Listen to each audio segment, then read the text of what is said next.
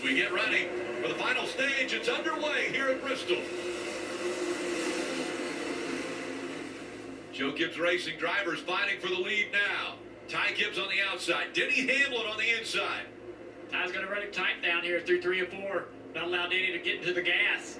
Denny's going to have to give up the spot.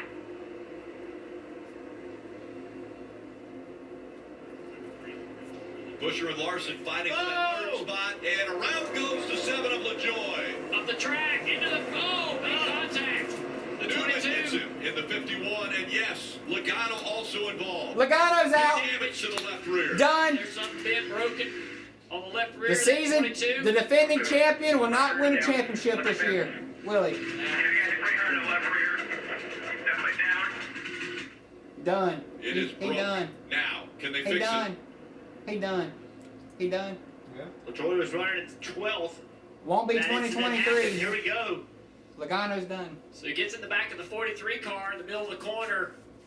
The ball corner exit. He tries to go the inside. Just gets loose. Overcorrects up into the 43. Turns himself around. Now down the back straightaway. Contact right there and up the track. Big hit by the 51. So he gets a little bit loose there. Just turns right back up the racetrack. Now you know they're still gonna try because you know this is a Series champ, Joey Logano, now in jeopardy of not making it out of the round of 16.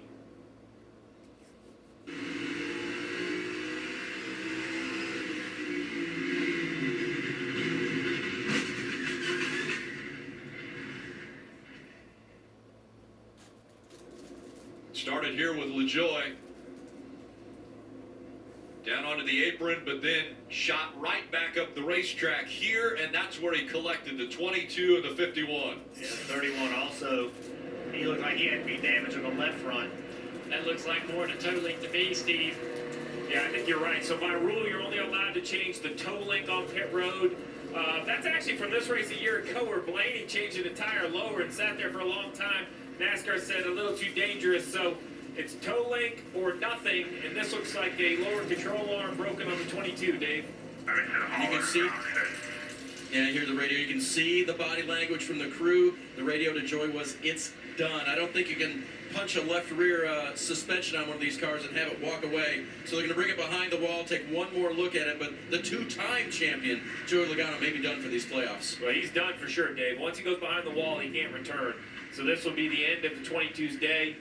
And with no cars currently out of the race, Cindric, 36, is 5 laps down. So in 5 laps from now, that'll have Logano being last. He may score it in front of Haley, who's also out of the race, a lap ahead of him. We'll have to see how the scoring works there. But he's going to finish 35th or 36th, which is still the same. It's only 1 point back there. So that's going to change the target. What I've been working on is, now that we've kind of awarded points for stage 1 and stage 2, this is almost like a new race. Everyone now knows how many spots you need to beat someone. As you see Logano +2 currently, he will continue to fall. He can lose another 2 points really. So now the target for Truex, Wallace, and Harvick could be much clearer in just a few more laps. But you try to.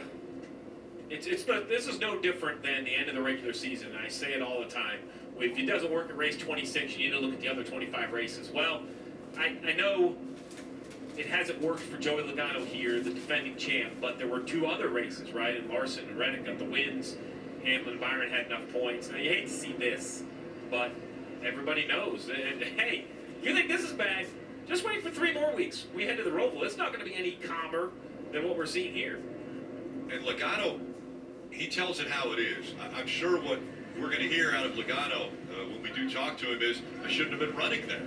I shouldn't have been that far back and get caught up in something like this. Well, both of these guys right here, Paul Wolf, his crew chief, they are fierce competitors. Great restart by Hamlin. Almost some contact right there down the back straightaway. They're racing hard up front. Gibbs able to clear the 11.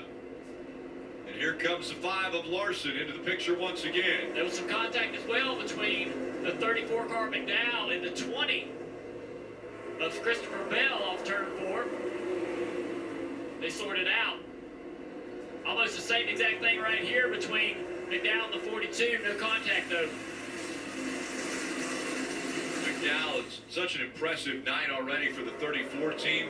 Again, crew chief Travis Peterson, mentioned earlier their baby, Lillian Peterson, being born last week.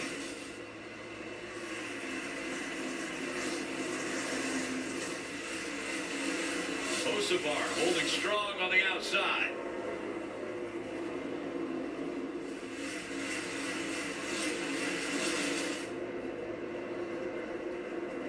At sixth spot, still advantage Kosovar, but here comes the 34, making that inside line work.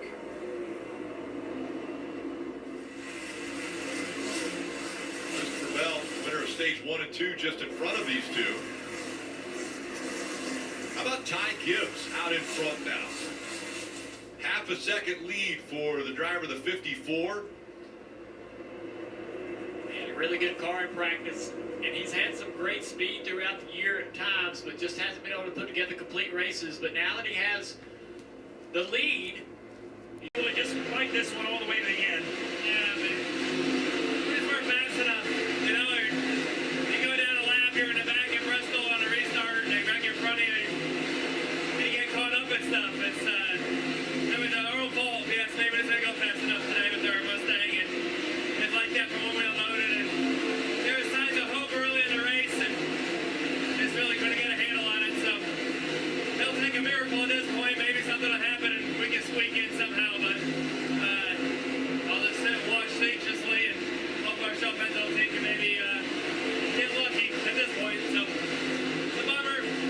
I'll watch the race like everybody else does. Yeah, he's not out of the playoffs officially yet, but it is out of his control. So when he says get lucky, he came in 12 points above. We put all the stage points in here. What does he mean?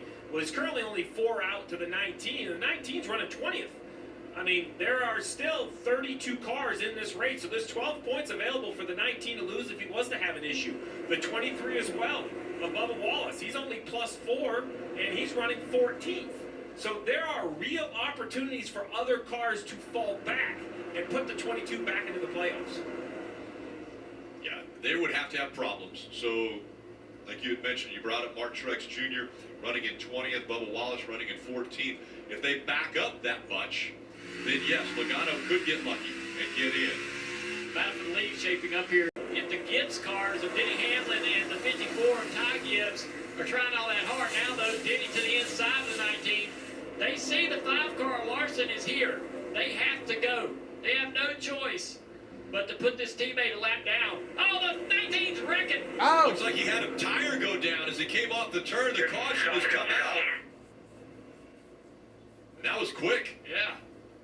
I don't know if they make. They get the I think free he made pass. contact with That's the good wall. for I'm not sure if he just got loose there, Rick. Martin Truex Jr. That's That good for came him. all the way around. Now Something's is, wrong you know, with it. The situation now is he's the first car lap down. Was he the reason for the yellow? How will NASCAR manage that Something situation, broke. Steve? So the rule is, You at see the how the time of car the is. yellow, the car scored.